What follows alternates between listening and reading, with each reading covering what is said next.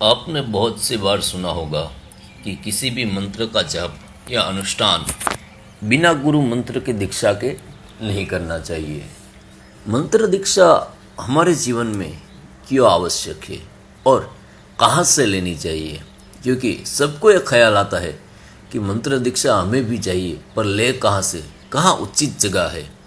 मंत्र दीक्षा इसलिए हमें चाहिए क्योंकि जो गुरु हमें मंत्र देते हैं वो सिद्ध मंत्र होता है, यानी कि उन्होंने उस पर कितने अनुष्ठान किए होंगे वो हम नहीं जानते, और उन्होंने जब सिद्ध कर लिया होता है मंत्र, उसके बाद वो अपने शिष्य को वो मंत्र देते, जिसकी वजह से वो बनाया हुआ आपको जो तंत्र क्रिया देते हैं, जब आप साधना करते, अनुष्ठान करते, तो आपको तुरंत फल मिलता है।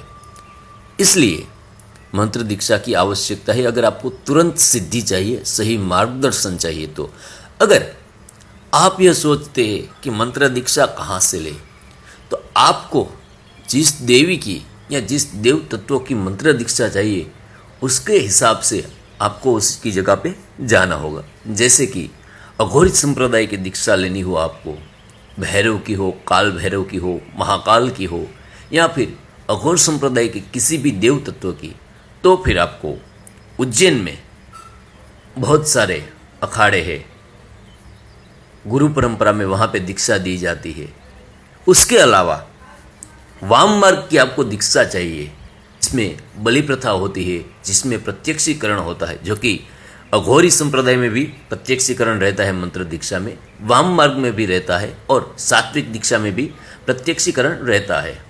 अगर आपको वाम मार्ग की दीक्षा चाहिए, जिसमें उग्रतारा, छिन्नमस्ता, महाकाली, त्रिपुर भैरवी, ये सब देवी, तो आपको वाम मार्ग में दीक्षा लेने के लिए आसाम गुवाहाटी में नीलांचल पर्वत पर स्थित कामाख्या देवी का मंदिर है, जहाँ पे बगल में 10 महाविद्या की देवी का भी मंदिर है।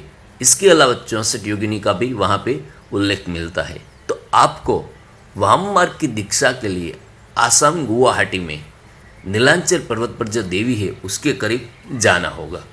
अगर आपको इसके अलावा और देवी की दीक्षा जाए, जैसे कि स्तंभन की देवी बगलामुखी, जो 10 महाविद्या में से एक महाविद्या है, तो उसके लिए नलखेड़ा है, कांगड़ा है, दतिया है, वहाँ पे आप जा सकते हैं। शक्तिपीठ हुए, वहाँ पे आपको मंत्र दीक्षा मिल सकती है। अगर किससे दीक्षा लेनी है वो आप पर निर्भर करता है, आपको कौन से गुरु पसंद करने हैं।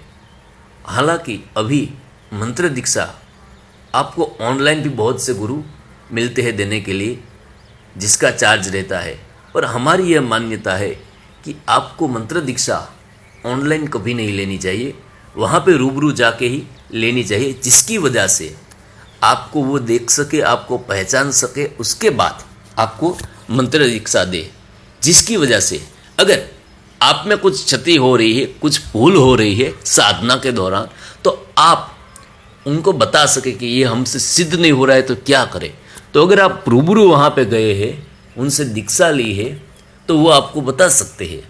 ऑनलाइन में आपको ये सब बातें नहीं मिलेगी, ऑनलाइन में आपको वेट करना पड़ेगा कब आपकी बात का जवाब मिलता है।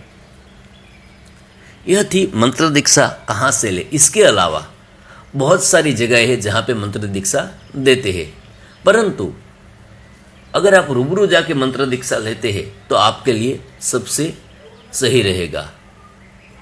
और मंत्र दीक्षा आपके स्वभाव के अनुसार आपको लेनी चाहिए। अगर आपका स्वभाव उग्र है तो उसके हिसाब से आपको मंत्र दीक्षा लेनी चाहिए। आपका स्वभाव शांत प्रकृति का है तो उसके हिसाब से आपको मंत्र दीक्षा लेनी चाहिए। और आपको भोग विलास चाहिए तो उसके हिसाब से आपको मंत्र दीक्षा लेनी चाहिए। सभी स्वभाव के अनुसार, आपकी प्रकृति के अनुसार अलग अलग देव तत्व है और उसके हिसाब से उनका मंत्र है, तो आपको आपके स्वभाव के रूप मंत्र दीक्षा लेनी चाहिए।